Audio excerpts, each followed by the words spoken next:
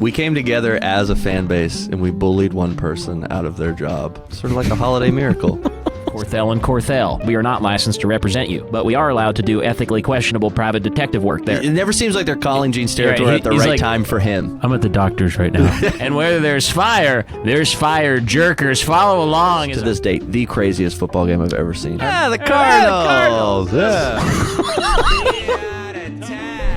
Welcome to the Untitled Pittsburgh Sports Comedy Podcast on the BetRivers Network. We are at the Liveberg Studios. We're actually at the Liveberg Studios Lounge tonight. The Lodge. Oh, the Lodge. Yeah. And it's very cold. We got the Snow Hat boys. Yeah. Got our snow hats. Well, you rock the snow hat. I'd say you're not like in the dead of summer guy, but you're early and you stay late to the snow hat That's party. correct. As soon as it gets chilly. Well, it's from having long hair. Like, the best thing about having long hair is wearing a hat. Hell yeah. It really is. Yeah. I hate to say that. Maybe one day I'll experience that sweet feeling again. John, when the Steelers are beating the Bengals, it just, it feels right. Everything, to use a phrase of the youth today, it hits different. It's hitting. Yeah. It's hitting, exactly. Yeah. Everything's hitting. Stupid commercials that suck, they're hitting.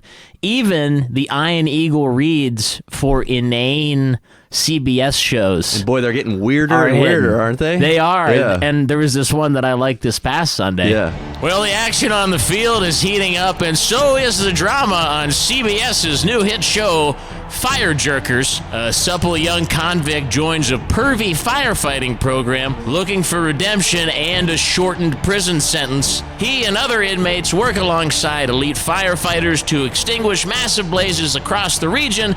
The only catch is they have to jerk off onto the flames to put them out. Catch an all-new Fire Jerkers this Sunday night at 10 p.m.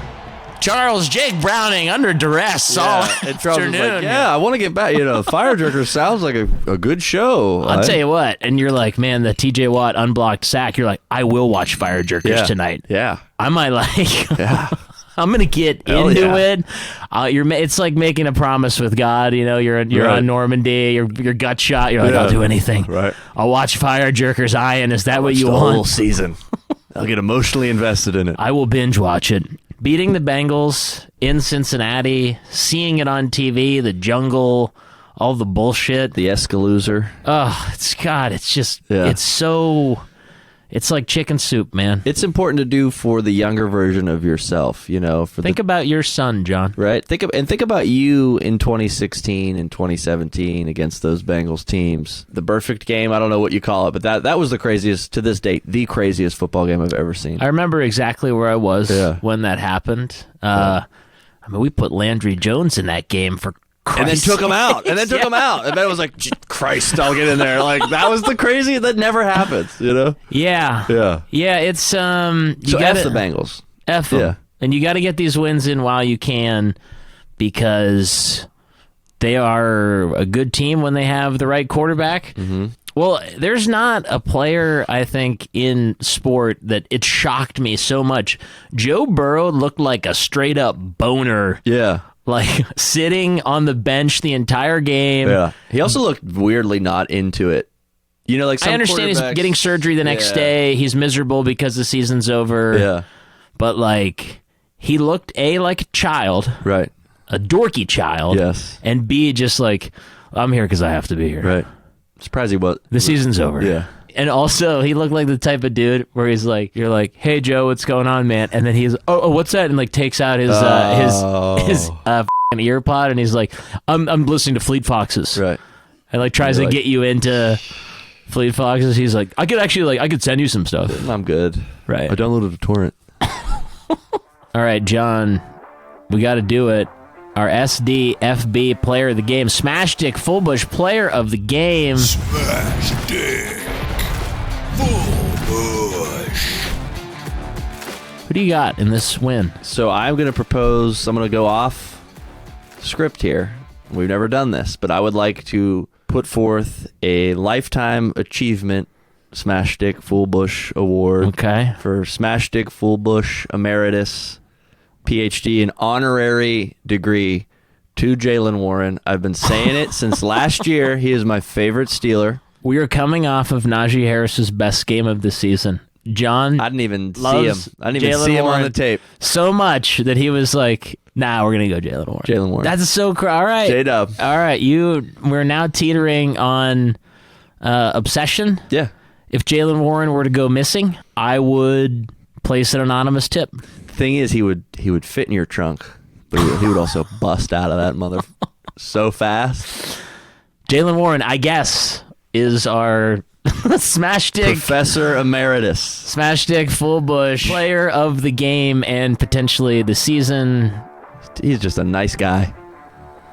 I'm not sure there is a single thing that hasn't been said about this topic yet, but Matt Canada, of course, fired last Tuesday by the Steelers. I guess it was weird. Jerry Dulac of the Post-Gazette reported that he went in and was like, all right, let's start getting ready for Cincinnati. And they did the old Lee Corso, not so fast, my friend. Oh. Yeah. Well, not liking Matt Canada for me is a lot like the journey that a lot of fans have with indie bands, up-and-coming bands. He's sort of like my Wilco, right? I think I was early to being like, I don't think this is the guy. I don't think the Pitt gadget stuff, the Jets, I think I was as early as folks were on that. And then, by the time everyone hated him, I was sort of like, maybe he's cool. yeah. And I kind of did that. And just because of things going on with the team and other issues with the team, I kind of got to a place where I was like, okay, it's gotten out of hand.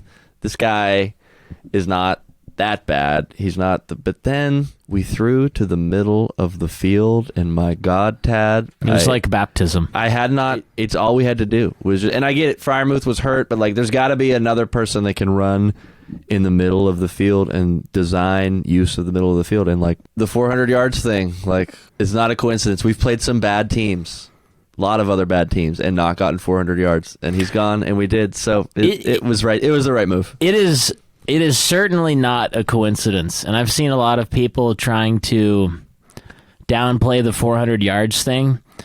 Well, if it was so easy to get 400 yards. 58 games? 58 games. That's a lot of games. 58 games. It sucks that someone lost their job, but I do want to say the thing that I'm going to really miss about Matt Canada is the offensive coordinator booth shots, which is the same layout that they do for when environmental agencies put the little camera in the eagle nest. Yeah, it is. It's the same thing. It's they haven't updated the camera. They don't make it nice. They could make it nice.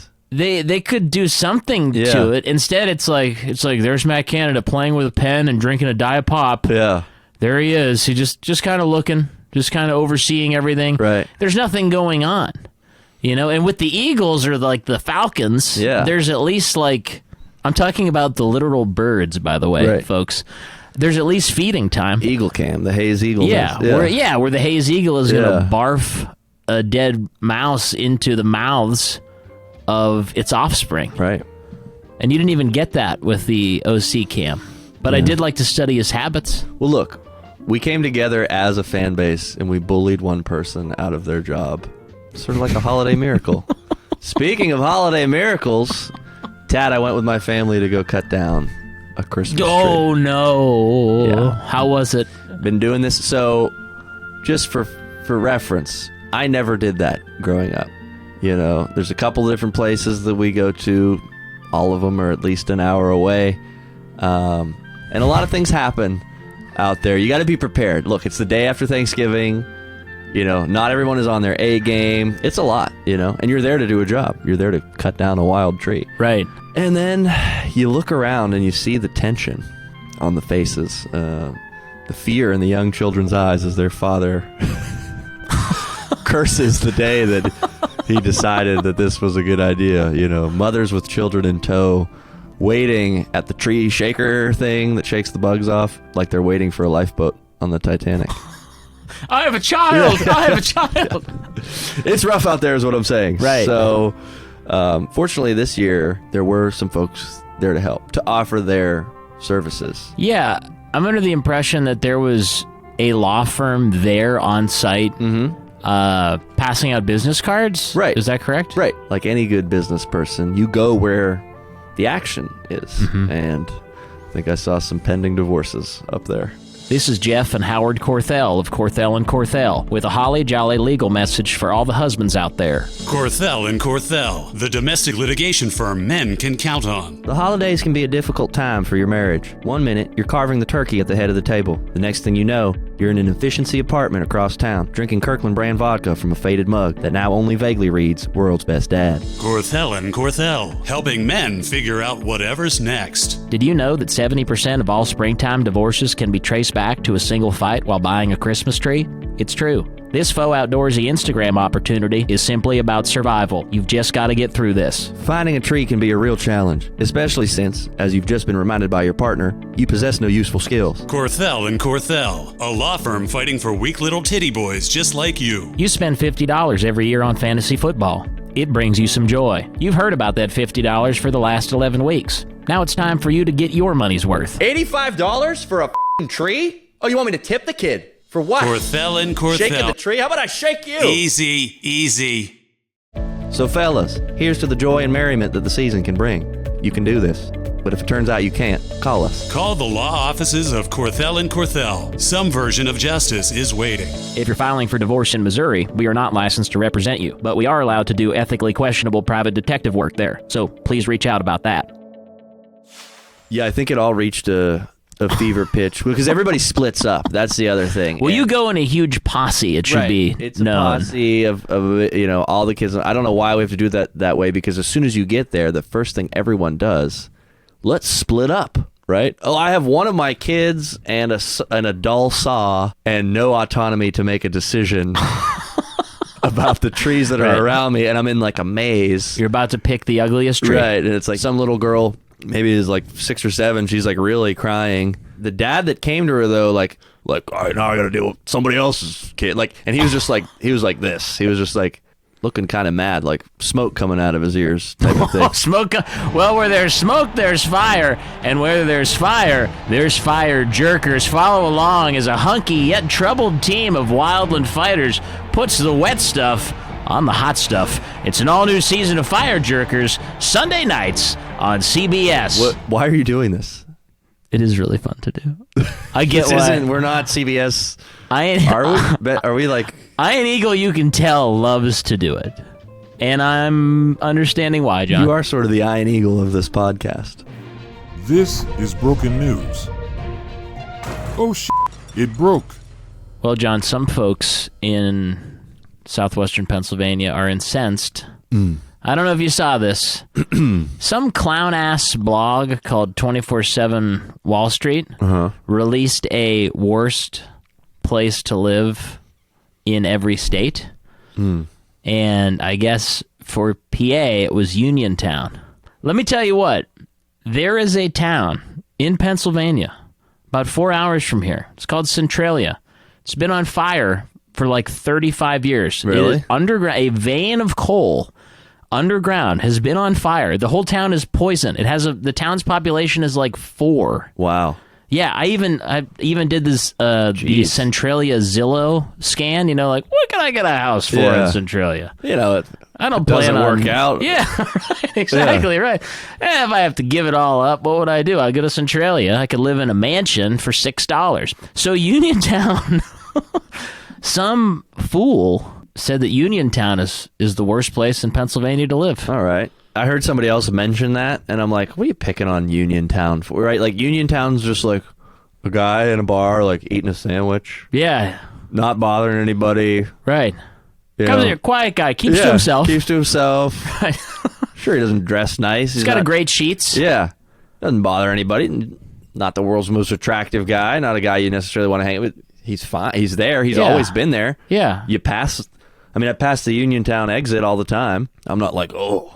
Yeah, right. You don't turn your nose up in disgust. So if I was a Uniontowner, I'd be a little bit pissed. You know, I'd be coming after this blog. But it's like, what? It's like the streets are paved with fecal matter in Uniontown. Like, what is it that's so bad about it? No, right? some of the metrics, it was financially, the metrics were financially based. Although I still can't imagine it being Uniontown by that standard. It is the biggest. Okay, Fayette County, as my uncle used to refer to it as Fayette Mom. Hold on, maybe it does suck. Let's see. Hold on. Yeah. There is a place, just looking at Wikipedia, the Nut Mansion. In Uniontown? Yeah. Historic Nut Mansion. How much do you think it costs to lay up? Dude, I'm trying to post up In with the Nut your Mansion. girl at the Nut Mansion. What is it? It's Adam Clark Nut Mansion is a historic mansion located in Uniontown. You know who's from Uniontown? Who? Gene Steratore. Really? We should get Steratore. Yeah. That'll be an easy get. You do get the feeling when they pull him in that he's like, you just called like your uncle for a question about your car, that he's like in the middle of, it never seems like they're calling Gene Steratore at the right like, time for him. I'm at the doctor's right now. They're like, Gene, Mac Jones, did he have possession? Right. I'm at church. I can't really talk right now, but I can give you a call back as soon as possible. Yeah, doesn't want to move his mouth, sitting front and center, Father Donlin, eyeballing him. Yeah, I don't know, man. But they're working here in Union. Man, I'm weirded out. I had no idea about that Centralia. You really didn't thing. know about that? No. I just don't get it. It's been on fire since 1962. Is there not like a way to modern technology? Can we figure this out? They used to be in jail, but now they're part of some bizarre chain gang of firefighting convicts. Watch them do stuff in limited personal protective equipment. And as always, the fire can only be quelled by gallons of human seed. Catch Fire Jerkers Sunday night, 10 p.m., right after The Equalizer here on CBS. Charles, TJ Watt. Well done. 13. Well done. Not going to spend too much time on this, John. Steelers-Cardinals, Sunday. The Cardinals are 2-10. Right. That's it. It's going to be a close game. That's it, man. They're 2-10. We gotta handle our business. Right. To quote Mike Tomlin, I think as long as the Steelers don't pee down their legs, they'll be good. Now, that being said, which it was said, if the Steelers win Sunday, I will watch an episode of this what firefighter is the show actually called again? It's called Fire Country. Okay. If the Steelers win Sunday, mark my words, and this is a big sacrifice. Yeah, maybe we could do a thing with Benstonium. We watch it and we talk about it together. Because that show looks like it sucks hard. And the one that I've pitched throughout this program, it's definitely hotter. Right. And it can't be less entertaining. If that's not motivation enough for you to get out there and beat these innocuous Cardinals that, like, no one hates. Like, truly, like, everyone's like, the Cardinals. Yeah, a bunch of Steelers played for them, right? Yeah. Well, then, if you can't get up for this game, how do you expect to get up and extinguish a blaze? All right, huge shout out to Benstonium, our producer, for putting up with this nonsense. And coming up here to the Liveberg Studios Sportsman's Lodge. We love it up here. Check them out, livebergstudios.com. Until next time, it's the Untitled Pittsburgh Sports Comedy Podcast on the BetRivers Network.